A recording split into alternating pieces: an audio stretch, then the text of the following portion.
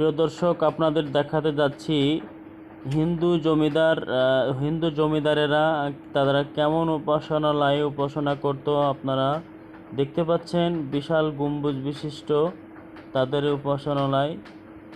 এটা হিন্দু জমিদারেরা এটা ব্যবহার করত।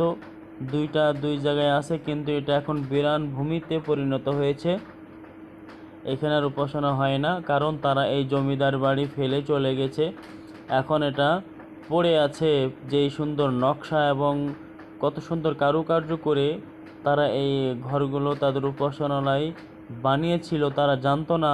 হয়তোবা বাংলার জমি তারা থাকতে পারবে না, জানলে হয়তোবা এত সুন্দর করে এগুলা কারুকার্য করতো না। এই দেখতে পাচ্ছেন তাদের উপাসনালয় কত সুন্দর, এখন বিরান ভূমিতে পরিণত। অনেক ইট নষ্ট হয়ে গেছে, তার দেয়াল নষ্ট হয়ে গেছে দেখা যাচ্ছে। অনেক পুরাতন জনশ্রুতি আছে, শত বছর ধরে দাঁড়িয়ে আছে এগুলা। এটা হচ্ছে মোড়াপাড়া ইউনিয়ন, রূপগঞ্জ থানা, নারায়ণগঞ্জ জেলা। রূপগঞ্জের মধ্যেই এটা অবস্থিত। মোড়াপাড়া কলেজ নামে পরিচিত।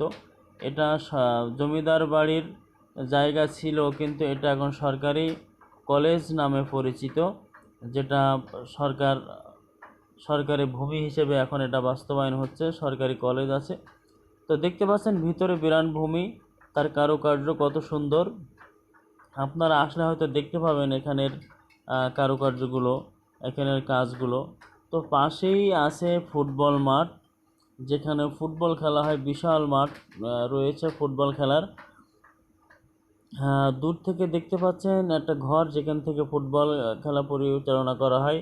এই মাঠে মাঝে মাঝে মাহফিলও হয়, যেটা আমরা একবার দিয়েছিলাম, বিশাল বড় মাহফিল। দূর থেকে দেখা যাচ্ছে মোড়াপাড়া সেই কলেজ, মোড়াপাড়া সরকারি কলেজ।